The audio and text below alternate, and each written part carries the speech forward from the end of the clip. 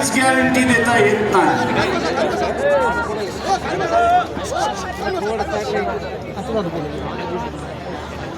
आणि म्हणून इथला बहुजनवादी, फुलेशाह आंबेडकरवादी हा स्वतःला संविधानवादी म्हणतो. आज त्याच्यावरती जबाबदारी आलेली आहे की त्यांनी या संविधानाच्या संदर्भात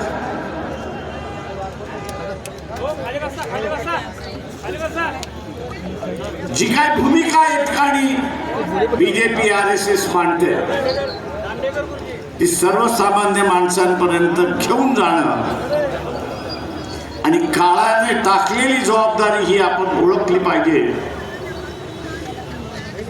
की आज विरोधी पक्ष शिल्लकच राहिलेला नाही. कदाचित विरोधी पक्ष शिल्लक राहिला असता तर त्यांनी नकली प्रश्न उपस्थित केले नसते, तर त्यांनी असली प्रश्नाला हात घातला असता हे लक्षात.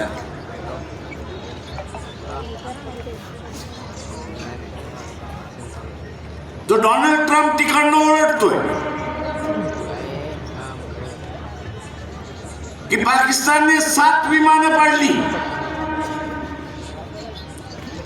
आणि इथला विरोधी पक्ष आणि राजकीय पक्ष मोदीला विचारायला तयार नाही की बा एक तर त्याला तरी उत्तर दे, नाही तर काय घडलं ते आम्हाला तरी सांग, पब्लिक करू नको.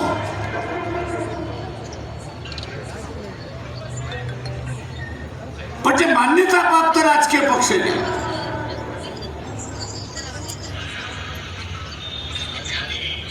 त्यांची तरी बैठक घेऊन सांग. धर्माचं राजकारण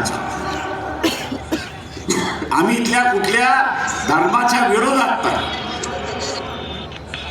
इथल्या कुठल्या जातीच्या विरोधात नाही, पण जग हे अजूनही हिटलरशाहीला विरोध करतोय हे आपण सर्व लक्षात घ्या. माझं मोहन भागवत यांना सारा विचार, तुम्ही इटलीचे असणारा मुस्लिम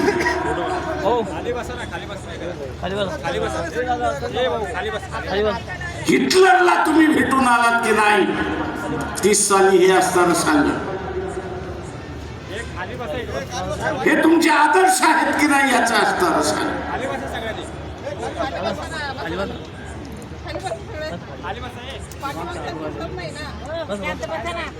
आणि एका काळी आणि आजही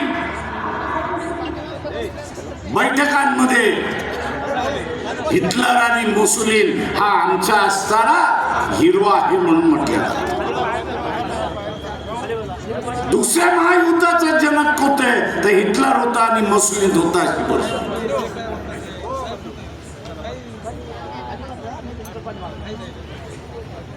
मोदी जो असं जगभर फिरतोय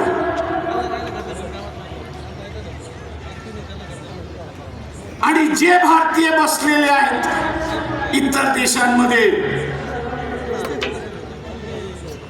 त्यांच्या सभा घेतोय.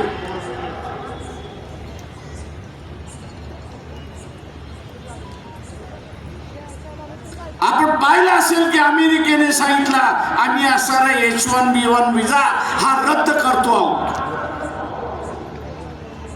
का तर आम्हाला असणारा आमची लोकसंख्या प्रोटेक्ट करायची आहे, तिला सुरक्षित करायची आहे. कशापासून सुरक्षित करायची आहे? बाहेरचा आलेला माणूस काही वर्षानंतर या देशाचा नागरिक होईल आणि काही देशाचा नागरिक झाला तर उद्याची इतकी सत्ता जर त्याच्या ताब्यात घेतली तर हा इमिग्रंट जो आहे, बाहेरचा आलेला माणूस जो आहे तो या देशावरती राज्य करेल आणि आमच्या लोकांना गुलाम करेल अशी मोदीने फक्त भारतालाच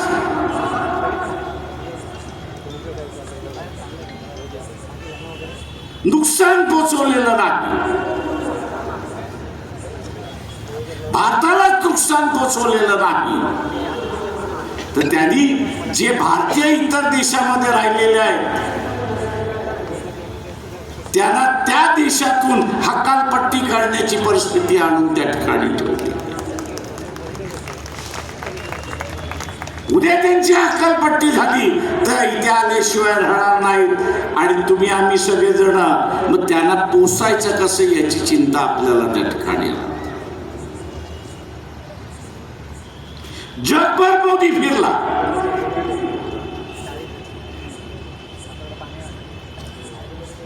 रशियाचं कच्चं तेल मोदी जगभर अंबानी मार्फत विकत राहिला, रिलायन्स मार्फत विकत राहिला.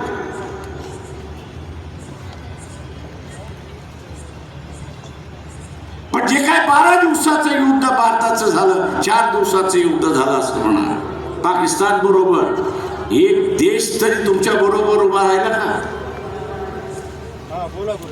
इथल्या मनोवादी हिंदुत्वाला विचारतो, एक देश तुमच्या बरोबर उभा राहिला का याचा असणारा खुलासा करा. आज एकही नाही. का नाही? तर या देशाला आता खतरा म्हणून समजल्या जात हे लक्षात घ्या.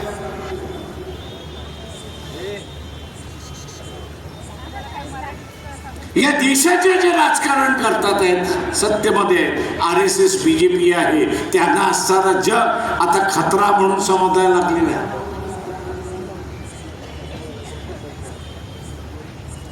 खतरा म्हणून त्या ठिकाणी समजायला लागलेले आहेत आणि म्हणून एकही देश मित्रत्व करायला तयार नाही अशी गोष्ट.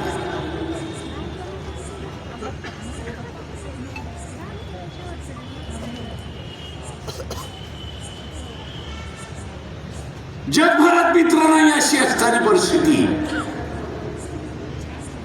आणि आर्मी चीफ एका बाजूला म्हणतोय की 3 महिन्यामध्ये या ठिकाणी युद्धाचे दुसरं आपल्याला तोंड द्यावं लागेल.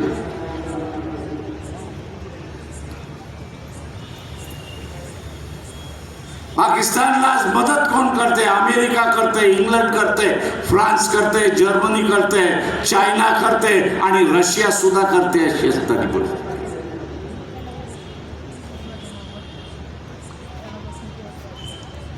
रशियाला स्वतःचं युद्ध जिंकायचं असेल तर चायनावरती अवलंबून राहावं लागतं आणि चायनाला अरुणाचल प्रदेश हा आपला प्रदेश आहे म्हणून सिद्ध करून घ्यायचंय आणि ते भाग घ्यायचे.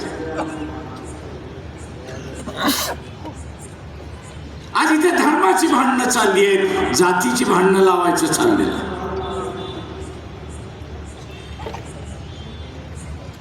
इथला मीडिया जो आहे तू ह्याची चर्चाच करायला तयार नाही. त्याच्यावरती बोलायला तयार नाहीये.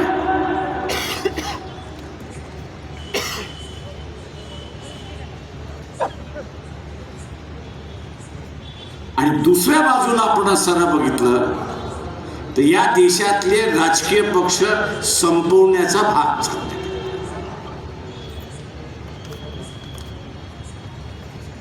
विडाच उचललेला आहे. खरीद फरोश करो. माझं रिझर्व्ह बँकेला असं आव्हान आहे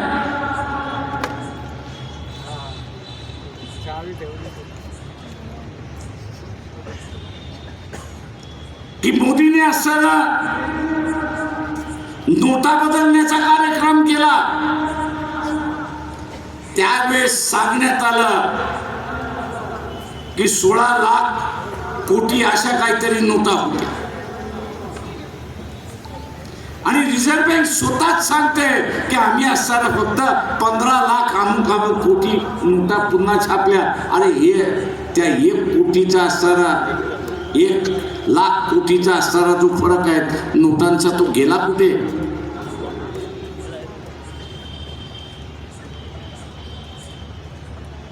दुर्दैवाने मी म्हणेन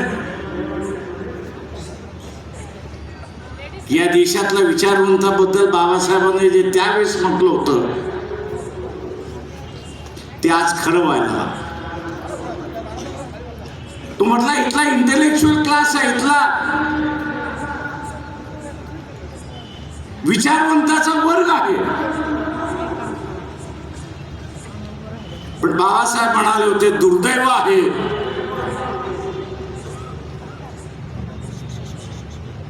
की ऑनेस्टी जी आहे, प्रामाणिकता जी आहे ती मिसिंग आहे, ती नाहीच आहे.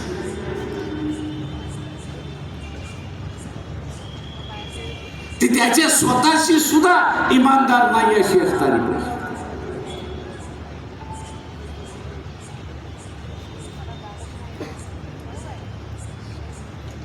आणि म्हणून जोपर्यंत हे संविधान आहे तोपर्यंत आपण असताना देश म्हणून जिवंत आहोत हे असताना लक्षात.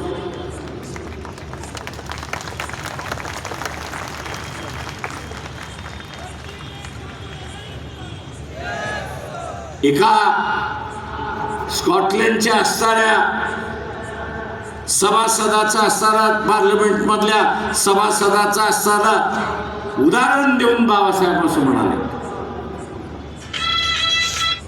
की तुमची इच्छा असेल की आमच्यावरती राज्य करा.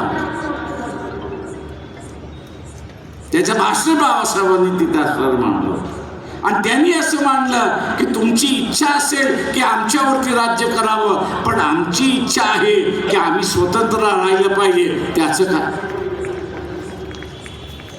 तो म्हटलं संघर्षाशिवाय दुसरा मार्ग नाही, कारण का तुम्ही आमच्यावरती राज्य करायला बघाल आणि आम्ही स्वतंत्र राहिलं पाहिजे याच्यासाठी आम्ही लढत राहणार. संघर्षाशिवाय दुसरा काहीच अर्थ नाही. ए मोहन भागवत, आव्हान करतो तुला, जे संविधान बदलतोय ते म्हणतोय, जे संविधान बदलतोय ते म्हणतोय 15 दिवसामध्ये तुम्ही दाखल केलेलं असणारं संविधान या देशामध्ये चर्चेला सुरुवात करा. हे बाबासाहेबांनी लिहिले म्हणून आम्ही म्हणत नाही.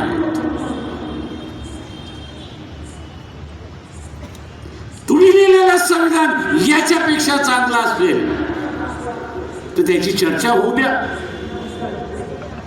आम्ही फक्त असताना संविधान बदलणार एवढंच फक्त बोलायचं आणि इथलं वातावरण तापवायचं.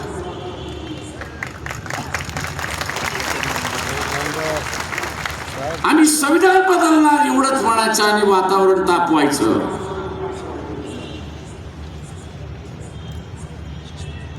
इथल्या सगळ्या ज्यांना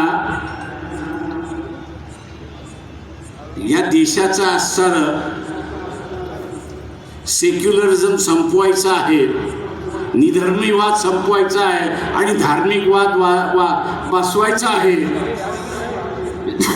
त्यांना माझं असणारं सांगणं आहे आपल्याबरोबर पाकिस्तानलाही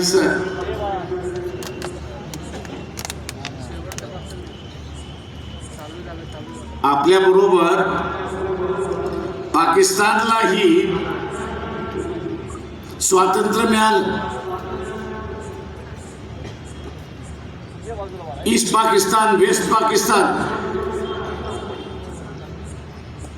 80% दोन्ही भागातली जनता ही मुस्लिम धर्माचे होते. धर्म हा त्यांचा आधार होता. पण 71 मध्ये 70-71 मध्ये वेस्ट पाकिस्तानने ईस्ट पाकिस्तानवरती अत्याचार केले. त्यांची असणारी लोकशाहीतली मेजॉरिटी त्यांनी असणारं स्वीकारली नाही. युद्ध झालं, नवीन बांगलादेश निर्माण झाला. नवीन बांगलादेश या ठिकाणी निर्माण झाला. ताजं उदाहरण आपल्याकडे आहे की धर्माच्या आधारित राष्ट्र हे कधी टिकत नाही. धर्माच्या आधारे राष्ट्र कधी टिकत नाही. राष्ट्र हे टिकतं समतेच्या जोरावरती.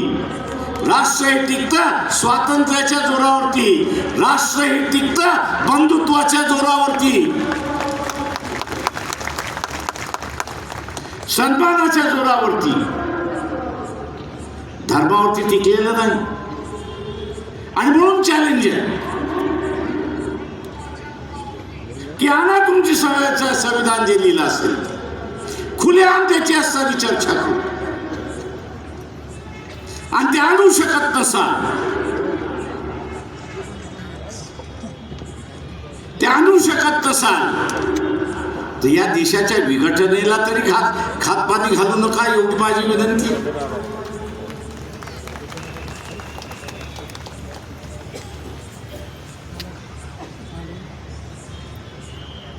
वैचारिक भांडण हे वैचारिक भांडण आहे.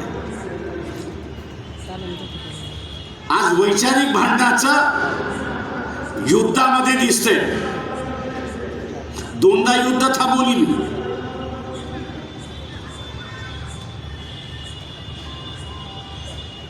एक युद्ध ओबीसीएन मराठ्यांमधला कोविडच्या अगोदरच,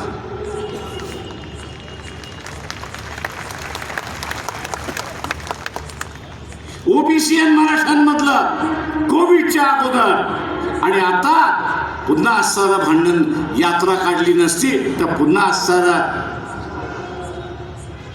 दोघांनी एकमेकांची घरदार जाळली असते आणि संसार उद्ध्वस्त झाला. नामांतरामध्ये घर उद्ध्वस्त झालेला मी स्वतः माझ्या डोळ्याने पाहिले. त्याचे उद्ध्वस्त संसार ज्यावेळेस होतात त्यावेळेस त्याच्या भावना काय असतात हे आपण लक्षात. आणि हे उद्ध्वस्त काढण्याचं धोरण कोणाचं आहे, दुसरं तिसरं कोणाचं नसून हे असणारा RSS BJPचं आहे हे आपण लक्षात.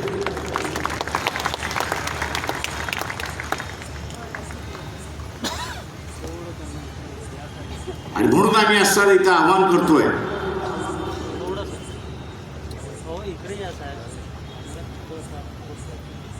आणि म्हणून इथलं असणारं आव्हान आहे की या देशावरचं जे संकट आहे, या देशाला जे असणारा एकही मित्र नाही, त्याचं कारण एकेखोरपणा हे लक्षात घ्या. आणि हा एकेखोरपणा कोणाचा, तर या देशाच्या पंतप्रधानाचा नरेंद्र मोदी. मी विश्वगुरु, जगद्गुरु, आणि अमेरिकेकडे भीक माग आणि रशियाकडे भीक माग अशी असणारी गोष्ट.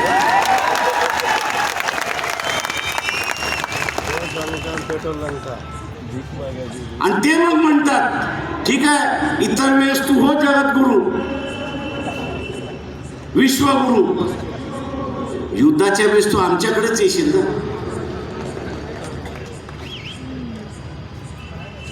तेव्हा तुला हत्यारच आम्ही देत नाही, मग काय होणार आहे.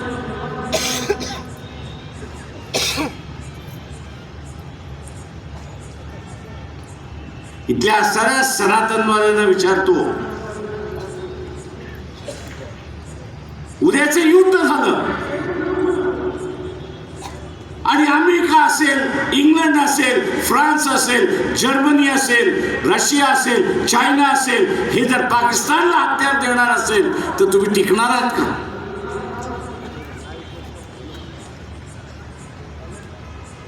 आणि टिकणार नसाल तर होणार काही.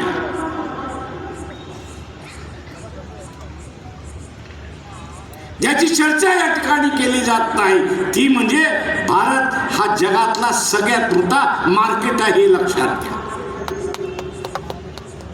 बाजारपेठ आहे.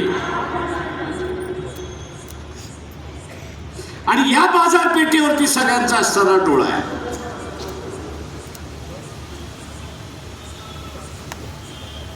अगोदरच्या सरकारने थोडं थोडं थोडं थोडं सगळ्यांना असताना दरवाजे उघडेट केले आणि आपले संबंध जपले.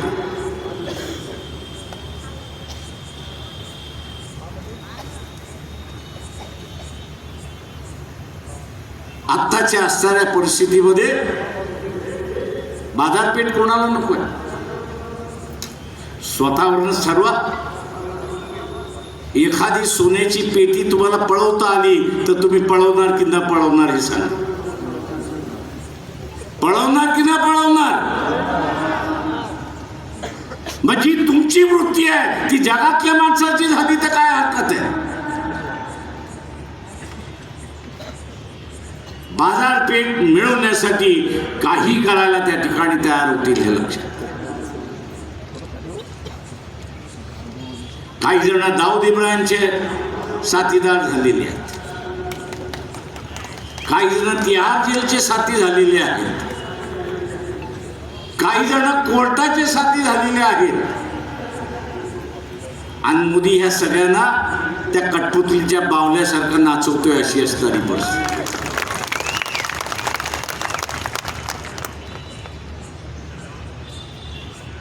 काही दिवस हा तमाशा व्यवस्थित चालला, पण आता भारतीयाने शांतपणा जर स्वीकारला नाही, इथल्या असणाऱ्या विचारवंताने आपला आवाज बुलंद केला नाही, खाजगीमध्ये अनेक जण मला अनेक गोष्टी सांगत असतात आणि मी त्यांना म्हणत असतो, राजे हो, माझ्याशी बोलताय तसं पब्लिकशी बोला.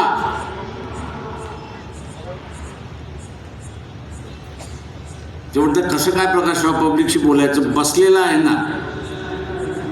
म्हटलं कोण? म्हटलं नरेंद्र मोदी. ते म्हणतात, म्हटलं नरेंद्र मोदी ह्या देशाचा नोकर आहे हे पहिल्यांदा लक्षात.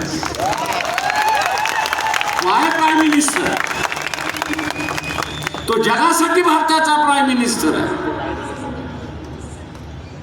आणि ते आम्ही मानतो, पण ह्या देशाच्या नागरिकासाठी तो एक नोकर आहे हे असताना लक्षात. सत्ता ही खऱ्या तुमच्या हातामध्ये आहे. सत्ता ही सर्वसामान्य माणसाच्या हातामध्ये आहे, पण तोच जर चिरीमरीमध्ये विकत गेला. जुनी म्हण होती, राजा तशी प्रजा. आता फक्त उलट झालेलं आहे.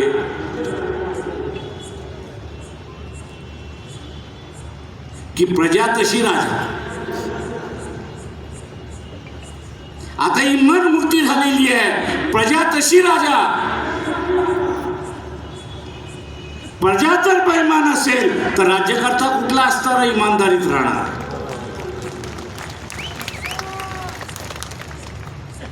प्रजा जर बेईमान असेल तर राजा कुठे इमानदार राहणार आहे? त्याच्याही अंगात येते तसं नरेंद्र मोदीच्या अंगात येले. आणि तो म्हणतो डोनाल्ड ट्रम्प कोण, तो म्हणतो पुटिन कोण, तो अमुक म्हणतो कोण. आता डिसेंबरला त्यांनी असणारा पुटिनला बोलवलंय, 5 तारखेला येईल आणि आम्हाला हे हत्यार दे, ते हत्यार दे, ते हत्यार दे असं रडत रडत त्या ठिकाणी बसतात.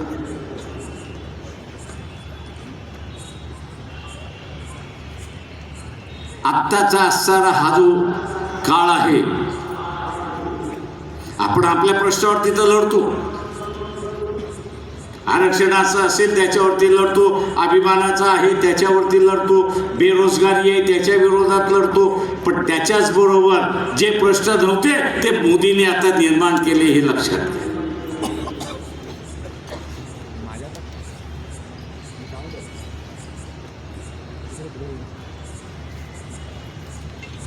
मोदीने निर्माण केले हे आपण असं लक्षात घ्या. पहिल्यांदा मी असं म्हणालो, या देशाच्या लोकशाहीने लोकांना प्रगती केलं की न केलं? आता ते म्हणतात आहेत की शिक्षण व्यवस्था खराब होती. अरे नालायकांनो, याच शिक्षण व्यवस्थेने तुम्ही अमेरिकेला पोचलात ना, याच डिग्री घेऊन तुम्ही पोचलात ना.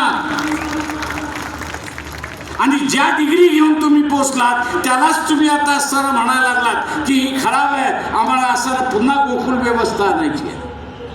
पण ती आम्ही मान्य करू तेव्हा ना.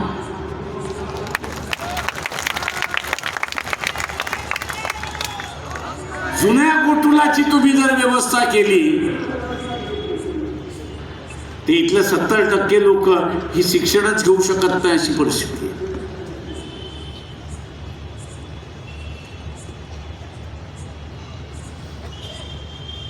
आणि म्हणून माझं आव्हान आहे आपल्या सगळ्यांना,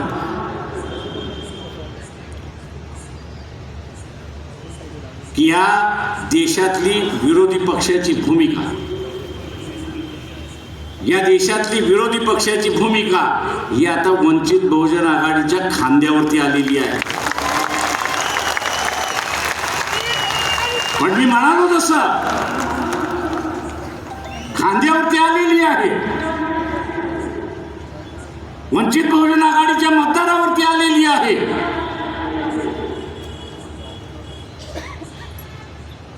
पण या मतदाराचं चारित्र्य कसं राहणार,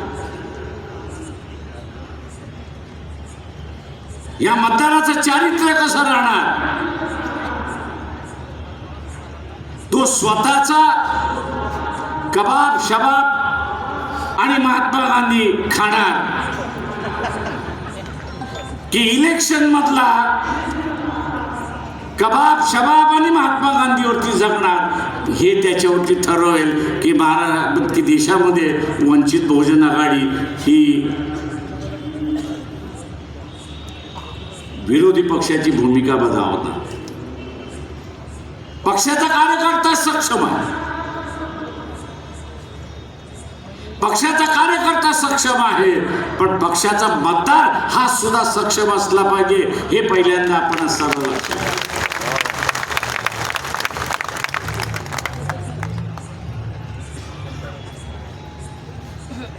पक्षाचा मतदार हा सुद्धा सक्षम असला पाहिजे. आणि ज्यावेळेस पक्षाचा मतदार सक्षम असेल त्यावेळेस या देशातले विरोधी पक्षाची भूमिका ही आपण निभावू शकतो आणि निभावू शकतो, हे आपण लक्षात घ्या.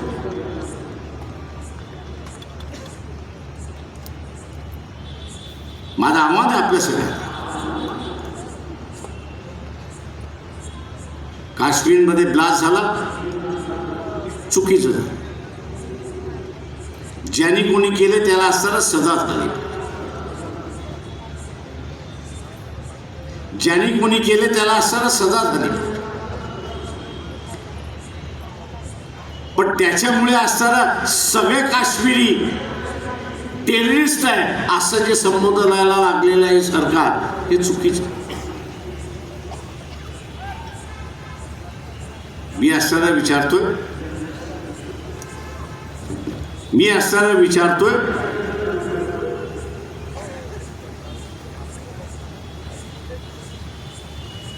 मालेगावचा ब्लास्ट, याच्यामध्ये कुठल्या संघटनेचं नाव होतं, कुठल्या व्यक्तींचं नाव होतं? मग ते व्यक्ती ज्या समाजाच्या होत्या तो अख्खा समाज तुम्ही असताना म्हणणार आहे की टेररिस्ट आहे?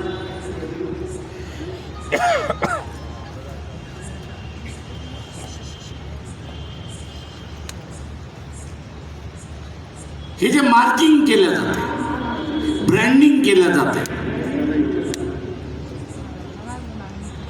हे देशाच्या एकतेला सगळ्यात मोठा धोका आहे, लक्षात. राष्ट्रीय पक्ष संपले, एकच राहिलेले आहे भारतीय जनता पक्ष. उरलेले सगळे प्रादेशिक पक्ष झालेले आहेत, उरलेले सगळे प्रादेशिक पक्ष झालेले आहेत. कदाचित उद्या येणाऱ्या काळामध्ये जे राष्ट्रीय पक्षांचं झालं ते या रिजनल पार्टीचं सुद्धा होईल. मग काय, खुलं मैदान,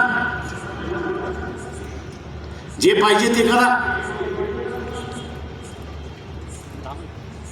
जे समाज आहे समाजामधलं असणारं युद्ध, जाती जातीमधलं असणारं युद्ध, धर्मामधलं असणारं युद्ध या देशाच्या वाटचालीवरती आहे, हे आपण लक्षात घ्या. आणि ही देण कोणाची आहे तर ही देण RSS BJPची आहे हे आपण असताना लक्षात. आणि म्हणून जे संविधानवादी आहेत ते राष्ट्रवादी आहेत हे आपण लक्षात घ्या. जे संविधानवादी आहेत ते राष्ट्रवादी आहेत, जे मनुवादी आहेत ते या देशाचे विघटक आहेत हे आपण लक्षात घेतो. जे मनुवादी आहेत ते या देशाचे विघटक आहेत. आणि म्हणून आपण बघत असाल की या देशाचं विघटन गेले 2500 वर्ष झालं. कधीतरी अशोका राजे आले त्यांनी केलं, शिवाजी महाराज आला त्यांनी केलं, दक्षिणेमधले असणारे चोला आले त्यांनी काही केलं नाही, तर उरलेली सगळं यांनी यावं त्यांनी टिरकी मारून जावं अशीच परिस्थिती आहे. आणि मी इथल्या तमाम भारतीयांना असं आवाहन करतोय की या परिस्थितीतून बाहेर पडायचं असेल तर स्वतःशी असणारा खूनगाठ बांधा की माझं मत हे मी RSS BJP कुठल्याही पक्षाला देणार नाही. हे जर आपण असणारं ठरवलं तर आपण असणारं या ठिकाणी शांततेने राहू शकतो, नाही तर अशांतता या ठिकाणी पसरते. आपण आपल्या प्रयत्नाने ज्यांना या देशाचं विघटन करायचं आहे त्यांना यशस्वी होऊ देणार नाही याची खूनगाठ आपण सगळ्यांनी या ठिकाणी बांधली. ही खूनगाठ आपण बांधली पाहिजे.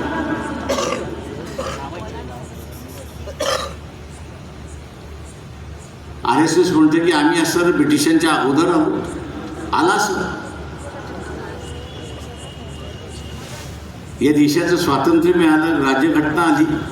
या राज्यघटनेमध्ये लिहिण्यात आलं की कोणालाही संघटन स्थापन करण्याचा अधिकार आहे, पण तो करत असताना त्यांनी कुठल्या तरी असणाऱ्या नियमाखाली स्वतःला रजिस्टर करून घेतलं पाहिजे.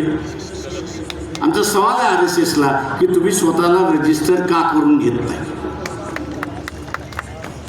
साधं गणपतीचं मंडळ आणि उत्सव स्थापन करायचा असेल तर तिथली सगळी माणसं उठतात आणि चॅरिटी कमिशनरच्या ऑफिसमध्ये जाऊन तिथला फॉर्म भरतात, टेम्पररी रजिस्ट्रेशन घेतात. कशासाठी तर सरकारने सांगितले की इथं असताना उत्सव साजरा करायचा असेल तर तुम्हाला असताना चॅरिटी कमिशनर रजिस्टर झालं पाहिजे, जमा वजा खर्च तुम्ही त्यांना दिला.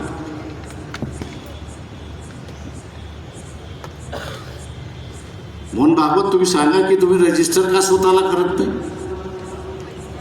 इथल्या कायद्यासमोर तुम्ही झुकत का नाही. तुम्ही का हे दाखवताय की कायदा आमच्यापेक्षा मोठा आहे. हे आम्ही मोडून काढल्याशिवाय राहणार नाही. औरंगाबादच्या कोर्टामध्ये यांच्या विरोधात पुन्हा केस दाखल झालेली आहे की तुम्ही रजिस्टर का केलं नाही तेवढं सांगा.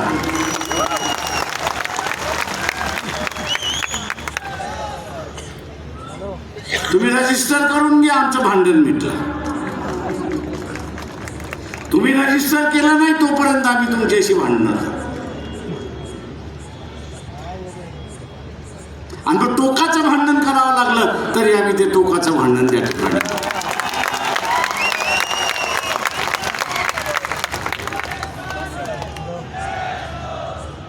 त्या औरंगाबादचे पोलीस आता असताना मला घाबरतात.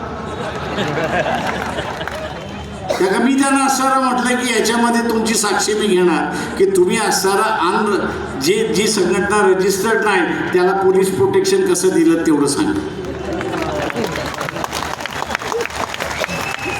तुम्ही पोलीस प्रोटेक्शन कसं दिलं तेवढं सांगा. आणि म्हणून माझं आव्हान आहे आपल्या सगळ्यांना